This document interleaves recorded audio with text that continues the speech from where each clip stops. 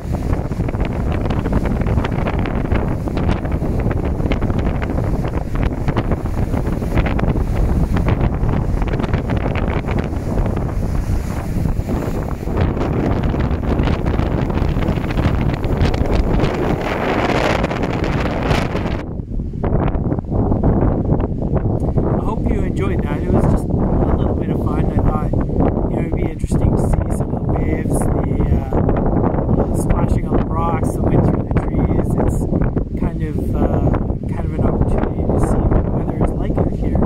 So yeah, if you enjoyed this video, please hit that like button, subscribe if you want to